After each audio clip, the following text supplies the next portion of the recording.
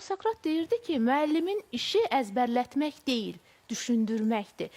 Gəlin bir də məsələlərə sinifdən baxaq. Valideynlərin gözü ilə baxırıq, təhsil mütəxəssislərinin gözü ilə baxırıq. Bəs sinifdən baxanda necə? Bizim müəllimlər ancaq əzbərlətməyi mi bacarır? Başqa nələr bacarır ki? Yəni, bu narahatlıq, bu sos siqnalı niyə meydana gəlir? Çox sağ olun dəvət üçün və belə maraqlı müzakirə açdığınız üçün. Şagirdlər sinifdə çox şey öyrənməlidirlər. Çox bacarığa yiyələnməlidirlər. Gəlin bir sadalayaq onlardan. Heç olmasa əsas 5 cəhəti sadalayaq. Məhz oxu bacarığı üzərindən getsək, biz oxuyub anlama üzərindən baxsaq məsələyə, şagirdlər verilən məzmunda, bu istəyir video məzmunu olsun, istəyir audio, istəyir yazı məzmunu olsun, o məzmundakı faktları görməlidirlər, faktları öyrənməlidirlər. Bu bir. Oradakı səbəb-nəticə əlaqələrini ayırt etməlidirlər. Hadisələri əlaqələndirə bilməlidirlər. Həmin hadisələri şərh edə bilməlidirlər. Öz fikirlərindən irəli gələn mülahizələrlə hadisələrə fikir bildirməlidirlər. Və eyni zamanda verilən məzmunun, mətnin quruluşu, onun dil-üslub xüsusiyyətləri və s. bunlar haqqında da fikir bildirə bilməlidirlər. Bizim əvvəlki məzmunda, yəni bütün bunlar hamısı bu problemlər bir məktəbdəki məzmundakı çatışmazlıqlar və bir də prosesdəki, yəni metodik işlərdəki problemlərdən qaynaqlanır. Təbii ki, Sərxan bəyin də vurğuladığı kimi, şagird məktəbə gələnə qədər əldə etməli olduğu bacarıqları nə dərəcədə əldə edib gəlir, bu da ayrı bir məsələdir. İstər 0-3 yaş, istər 3-6 yaş, yəni 5 yaşa qədər. Bunların hamısı yerində olsa, sonrası da üzərində düzgün qurulacaq. Amma hər birində problem olduğuna görə problemlər bəzən davam edir və nəticədə gəlib oxuyub anlaması yerində olmayan, oxuduğu məzmunu tam başa düşməyən şagird və yaxud məzun kütləsi ortaya çıxır.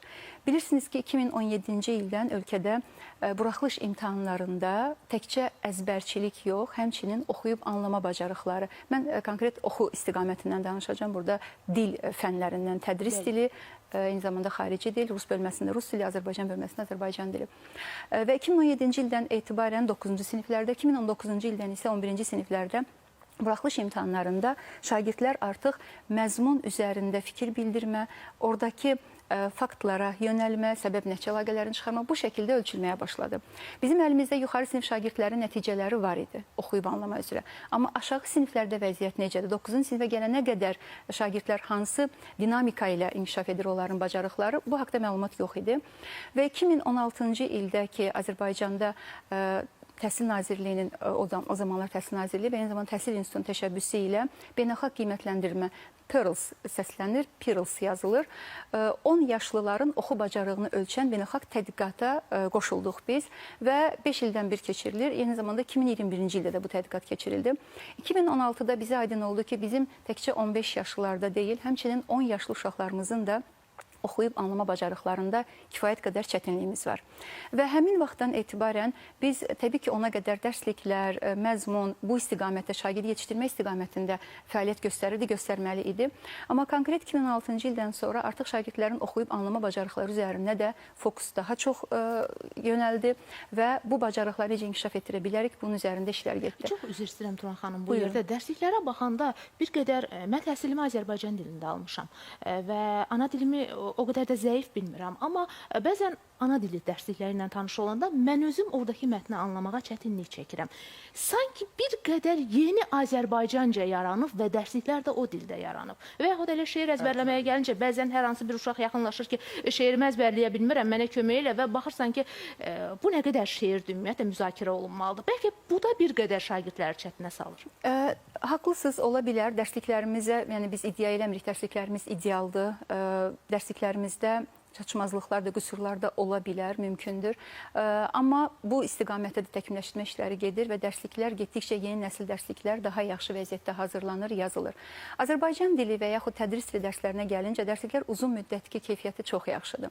Yəni bunu ekspertlər də özünüz də baxa bilərsiniz və istər indiki 3-cü nəsil dərsliklər, istər bundan əvvəlki dərsliklər istər mətn baxımından və yaxud oradakı məzmun baxımından müəllimə kifayət qədər kömək edir ki, o şagirddə bayaq sadaladığım qazandığımız bacarıqları formalaşdırsın. Məzmunla bağlı çətinlik deyərkən bayaq nəyi nəzərdə tuturdum? Azərbaycanda kurikulumlar, yəni tətbiq olunmağa başlandıqdan sonra 2013-cü ildə bilirsiniz ki, fənlərin kurikulum sənədləri təsdiqlənib ilk dəfə və keçən 10 il, təxminən 2023-cü ilə qədər bu sənədlər tətbiq olunub. Məktəblərdə fən müəllimləri bu sənədin tələblərini reallaşdırır, dövlət standartları və kurikulum sənədləri üzərində. Lakin gedişat və nəticələr onu göstərir ki, biz məktəbdə şagirdlərimizi həmin təlim nəticələrinə çatdırmaqda çətinlik çəkmişik. Bu istər oxu bacarıqlarında olsun, istər riyazi və digər bacarıqlarda. Biz 2016-21 ki, bu 10 yaş uşaqların nəticələri əlimizdə oldu. O zaman məzmundakı problemi də aydın görə bildik. Yəni metodikada müəllimin sinifdə dərs keçməsində müəyyən çətinliklərimiz var. Amma təkcə bu deyil səbəb. Eyni zamanda bizim məzmunda da təkmilləşdirmələrə ehtiyacı vardı və 2022-ci, 23-cü illərdən başlayaraq məzmun da yenilənməyə başlayıb, təkmilləşdirilib. Artıq 10-11 fənnin yeni məzmunu, yeni proqramı təsdiqlənib cənab nazirin imzası ilə və onlar tətbiq olunmağa başlayıblar. Bizim gözləntimiz odur ki, əvvəlki məzmunla bu məzmun arasındakı fərq, müəllimlərin yeni metodiki yanaşmalarla dəstək göstərilməsi müəllimlərə metodiki yanaşmalarda, dərsliklərin dəyişdirilməsi və ümumi cəmiyyətin də yanaşması bu istiqamətdədirsə, o zaman növbəti illərdə biz şagirdlərimizin oxuyub anlama bacarığında daha yaxşı nəticələrin olacağına ümid edirik.